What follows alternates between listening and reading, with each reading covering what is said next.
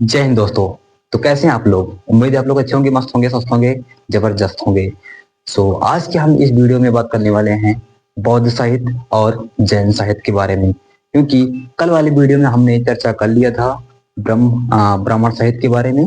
तो उसके बारे में आज हम बात नहीं करेंगे, क्योंकि अगर आपको उस वीडियो को देखना है तो हमारी इस वीडियो के डिस्क्रिप्शन बॉक्स में उसका लिंक दे रखे हैं, जा करके उसको देख लीजिएगा, क्योंकि उसको देखने के बाद आपको ये समझ में आएगा। ठीक है, चलो देख लेते हैं कि जो हमारा बौद्ध साहित्य है, इसमें कौन कौन सी किताबें हैं, क्या क्या है इसमें, ठीक है, इसके कितने भाग हैं, तो सब कुछ देख लेते हैं। ठीक है, विस्तार से आप समझेंगे, इसलिए पूरा आप लोग शुरू से लेकर के लास्ट तक इस वीडियो के बने रहिएगा। ठीक है, चलो देख लेते हैं। ठीक है, लेकिन ध्यान रहे, अगर आप लोग इस वीडियो को देख रहे हैं ना, तो आप लोग एक कॉपी और एक पेन लेकर के बैठिएगा। ठीक है, ताकि यहाँ पर हम जो नोट कराएं और जो हम बोलें उसे भी आपको नोट करना है। ठीक है, जैसे जैसे बोले उसको नोट करना है। चलो कॉपी और पेन लेकर बैठिएगा। ठीक है, तो देखो, जो बौद्ध धर्म है, इसमें का जो पहला जो भाग है वो क्या है? इसमें का जो पहला भाग है वो है त्रिपिटक। ठीक है, क्या है? त्रिपिटक। ठीक है, त्रिपिटक। ठीक है, और जो अगला है वो है अंगुत्तर निकाय। ठीक है, अंगुत्तर निकाय क्या है? अंगुत्तर निकाय। और जो अगला है वो क्या है? वो है मिलिंद पन्नो। ठीक है, मिलिंद पन्नो। ठीक है, क्या है? मिलिंद पन्नो। ठीक है, और इसके और भी पार्ट होते हैं, जैसे जैसे महावंश, महावंश। ठीक है, और जैसे दीपवंश, दीपवंश। ठीक है, और इसमें एक और भाग होता है, ठीक है, जिसे कहते हैं दिव्यावदान। ठीक है, कहते हैं दिव्यावदान। ठीक है, दिव्यावदान। तो ये इन सबके, इनकी बौद्ध साहित्य के ये क्या है? ये हैं इनके भाग। ठीक है, यानी बौद्ध साहित्य का पहला भाग जो है त्रिपिटक है, महावंश है, दिव्यावदान है, अंगुत्तर निकाय, दीपवंश और मिलिंद पन्नो।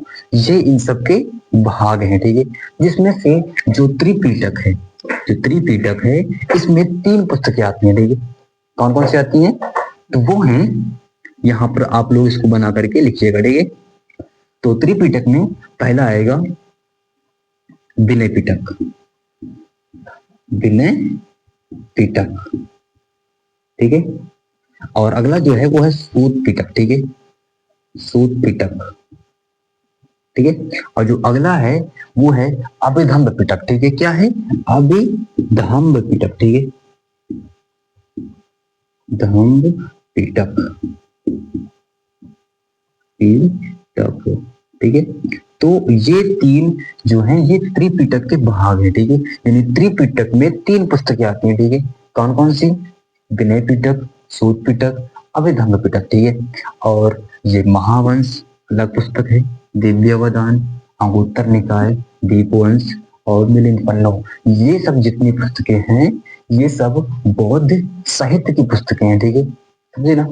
किसी पुस्तकें?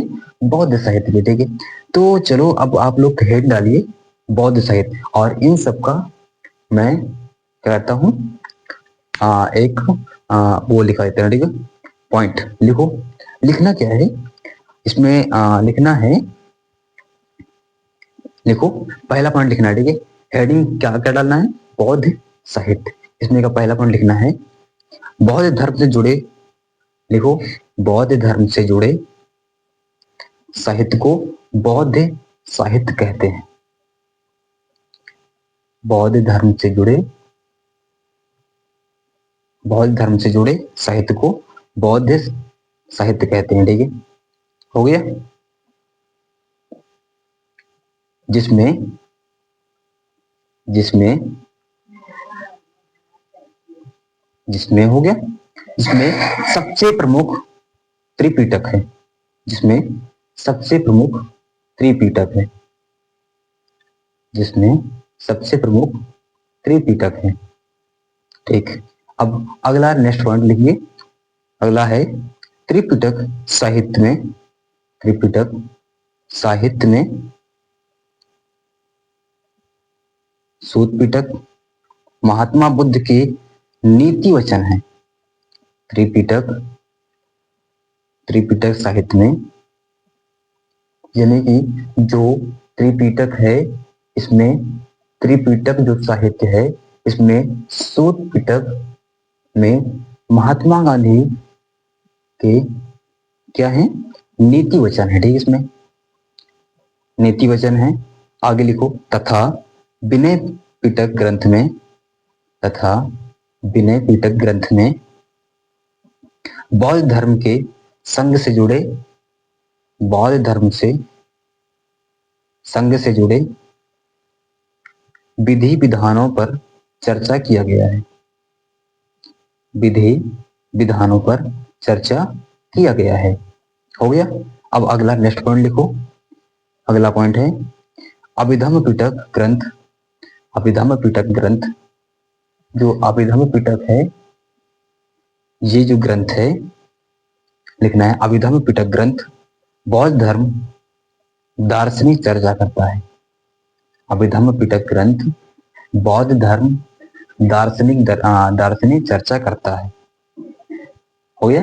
अब अगला नेक्स्ट पॉइंट आपको लिखना है, अगला है दीपवंश। ये जो है यहाँ पर देखो, ठीक है, दीपवंश।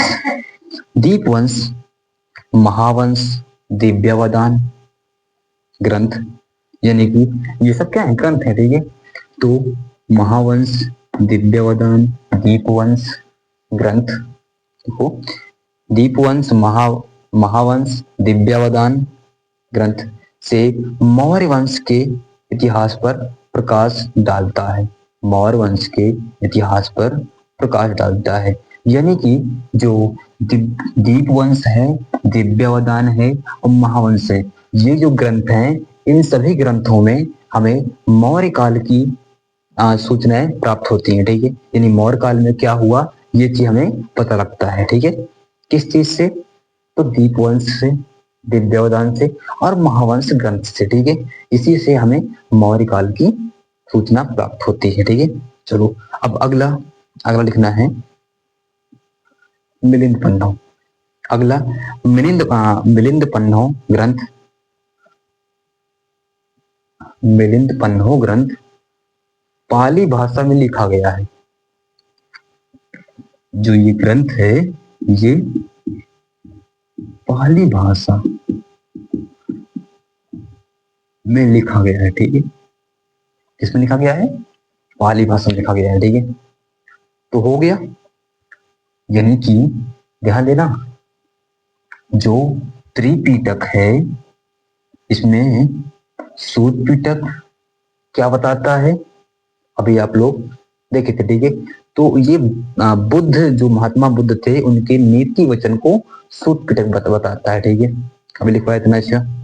और जो अभिधम्म पिटक है, ये क्या कहता है, जो अभिधम्म पिटक है, ये हमें बौद्ध धर्म से जुड़े जो विद्वान, ठीक है, उन पर चर्चा करता है। ठीक है, समझे ना, यानी कि जो विधि विधान है ना, उन पर चर्चा करता है। ठीक है, और जो महावंश है, दिव्यावदान है और दीपवंश है, इसको तो आप लोग जानेंगे कि मौर्य काल की सूचना देते हैं। ठीक है, यानी कि मौर्य काल की सूचना जो हमें प्राप्त होती है, वो इन्हीं ग्रंथों से प्राप्त होती है। ठीक है, तो आप लोग नोट बना लिए।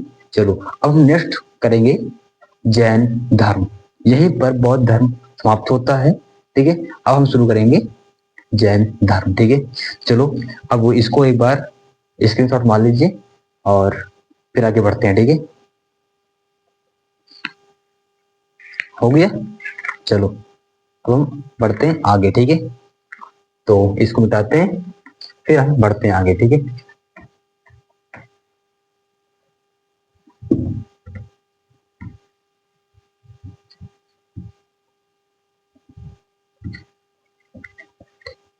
हेडिंग डालो, जैन साहित्य।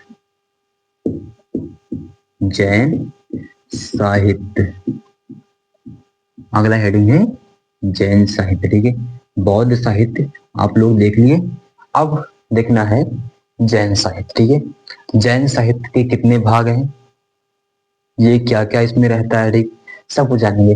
तो यहाँ पर देखते हैं, देखो जैन साहित्य के मुख्यतः कुछ कुछ भाग हैं। ठीक है, जैसे पहला जो आता है, ठीक है, पहला जो इसमें है वो है अंग।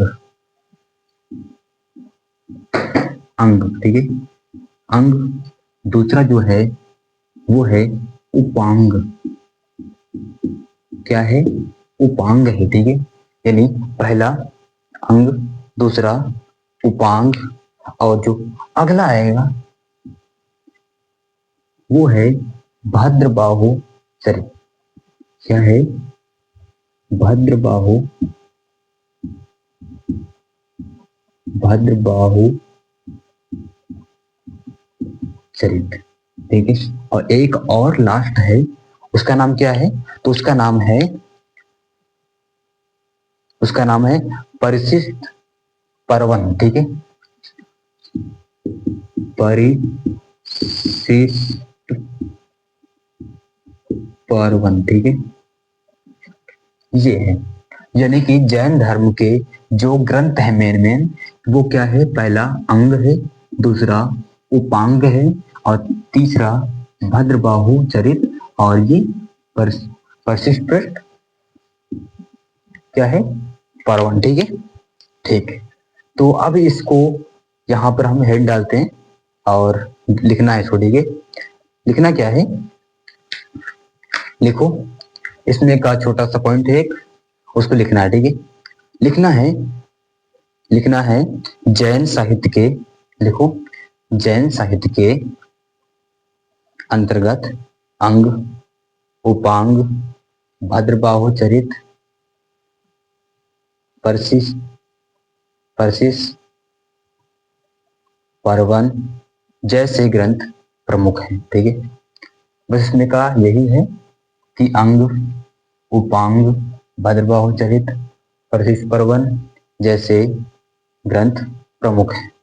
ठीक है, और इसमें का कुछ और ज्यादा खासा और कुछ है नहीं। ठीक है, चलो ये यहां तक रहा जैन साहित्य। ठीक है, जैन साहित्य बहुत ही छोटा था। ठीक है, क्योंकि इसमें जो ये जो ग्रंथ है, ये सब ग्रंथ हैं, ये सब ग्रंथ किसके हैं, जैन साहित्य के हैं। ठीक है, जैन धर्म के हैं। ठीक है, जैन साहित्य के। ठीक है, तो अब हमारा एक लास्ट टॉपिक होने वाला है, वो है लौकिक साहित्य। ठीक है, कल हम परसों वाली वीडियो में बताया था ना कि देखो दो तरह के होते हैं, एक धार्मिक, दूसरा लौकिक। ठीक है, अगर याद ना हो या अगर आप लोग उस वीडियो नहीं देखे हैं तो एक बार थोड़ा सा रिवाइज कर देते हैं। ठीक है, बताए थे कि एक होता है धार्मिक, ठीक है, क्या होता है, धार्मिक होता है साहित्य, और एक होता है लौकिक। क्या होता है, लौकिक। तो धार्मिक में हम देखे थे तीन, कौन कौन सा, तो पहला देखे थे ब्राह्मण, ब्राह्मण साहित्य देखे थे। ठीक है, और जो अगला देखे थे वो बौद्ध साहित्य देखे थे, है ना, और जो अगला देखे थे वो जैन साहित्य देखे थे। ठीक है, तो ये तीन थे। ठीक है, तो ये तीनों हम पढ़ चुके। ये ब्राह्मण साहित्य को हम कल बताए थे, कल वाले वीडियो में, और बौद्ध साहित्य और जैन साहित्य इसको हम अभी इस वीडियो में कवर करा दिए। ठीक है, यानी कि धार्मिक जो साहित्य है वो खत्म हो गया। ठीक है, अब आएगा लौकिक साहित्य। ठीक है, समझे ना, तब यहाँ पर क्या हो जाएगा, देशी साहित्य खत्म हो जाएगा। ठीक है, क्या, देशी साहित्य फिर खत्म हो जाएगा। तो अब हम बात करते हैं लौकिक साहित्य पर। ठीक है, जो लौकिक साहित्य है, हेडिंग डालना है लौकिक साहित्य। ठीक है, यहां पर हम भी लिखते हैं। ठीक है, लौकिक साहित्य डालो हेडिंग, लौकिक साहित्य। जैन साहित्य तो हो गया, बौद्ध साहित्य हो गया, अब अगर लिखना है लौकिक साहित्य। लौकिक साहित्य का मतलब क्या होता है, ये किसी धर्म पर नहीं लिखी होती किताब। ठीक है, साहित्य ये किसी की जीवन पर लिखी होती है, यानी कि कोई राजा, कोई रानी, कोई कुछ रहा होगा, ठीक है, तो उनके जीवन पर लिखी गई किताबें ये लौकिक साहित्य कहलाती है, ठीक है।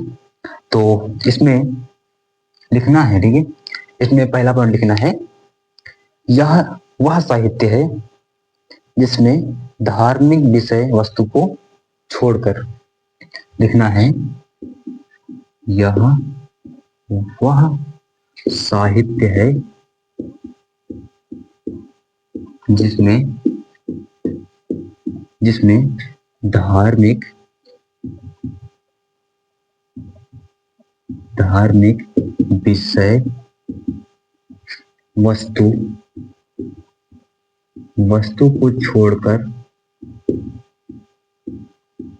यह वह साहित्य है जिसमें धार्मिक विषय वस्तु को छोड़कर लौकिक जीवन से जुड़े मुद्दों पर चर्चा किया जाता है, छोड़कर लौकिक लौकिक जीवन पर, हाँ, लौकिक जीवन से जुड़े मुद्दों पर चर्चा किया जाता है, ठीक है। यानी कि लौकिक साहित्य में किसी धर्म की बात नहीं होती है, ठीक है, इसमें हमेशा किसी राजा, किसी मंत्री, किसी रानी, किसी न किसी ऐसे व्यक्ति के बारे में लिखी गई किताबें होती हैं, उन्हीं को ही हम लौकिक साहित्य कहते हैं, ठीक है। और इसमें का कुछ प्रमुख किताबें भी हैं और कुछ लेखक भी हैं, ठीक है, उनके नाम भी लिखना है आपको, ठीक है। तो लिखना है जिसमें कुछ प्रमुख हो, क्या है, ग्रंथ निम्नलिखित हैं, ठीक है। तो इसमें दूसरा पॉइंट बनाओगे, जिसमें जिसमें कुछ प्रमुख ग्रंथ निम्नलिखित हैं, यानी कि कुछ यहाँ पर हम लिखवा दे रहे हैं, ठीक है, निम्नलिखित हैं। जैसे पहला क्या है, पढ़नी का अष्टाध्याय, ठीक है, जो पढ़नी साहब हमारे थे उनकी किताब लिखी गई है अष्टाध्याय, ठीक है,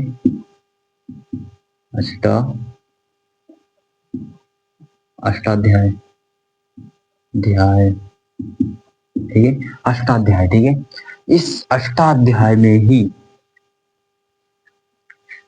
हर्षवर्धन का वो कहानी लिखी गई है, ठीक है। आगे हम आपको बताएंगे लगभग 200 ईस्वी में शायद हर्षवर्धन का जन्म हुआ था, ठीक है। तो उनके ऊपर लिखी गई जो कहानी है वो पढ़नी द्वारा ही लिखी गई है, ठीक है। और वो कौन सी किताब में लिखी गई है, वो अष्टाध्याय किताब में लिखी गई है, ठीक है। और नेक्स्ट वाला जो आएगा, नेक्स्ट वाला क्या है, तो वो है कौटिल्य के द्वारा लिखा गया अर्थशास्त्र, ठीक है, कौटिल्य के द्वारा लिखा गया क्या है, अर्थशास्त्र, ठीक है, अर्थशास्त्र, ठीक है।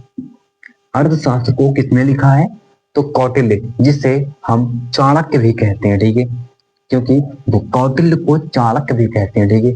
कौटिल्य किसके दरबारी कवि थे, कवि क्या, वो राजपुरोहित थे, ठीक है, किसके, तो मौर्य काल में थे, ठीक है, किसके थे, चंद्रगुप्त के थे, ठीक है।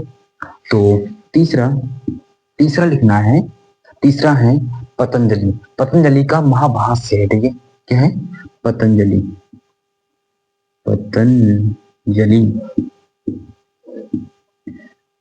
जो साहब थे, ये अपनी किताब में इनकी किताब का नाम क्या है, महाभाष्य, ठीक है,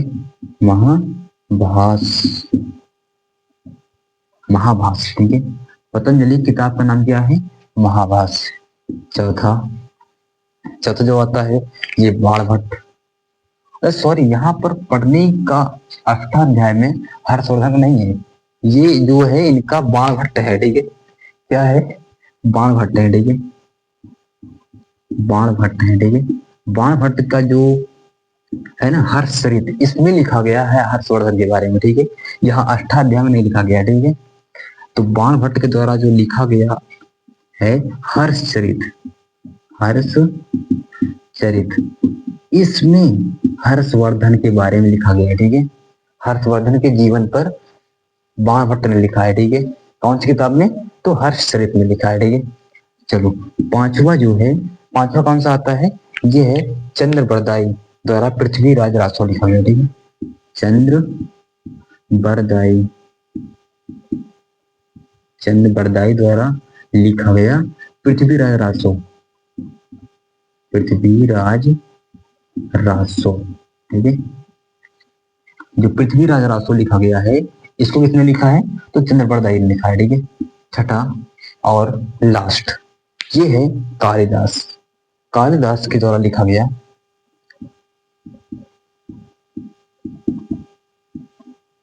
कालिदास जो किताब लिखे हैं वो है, ये बहुत लंबा नाम है, क्या है?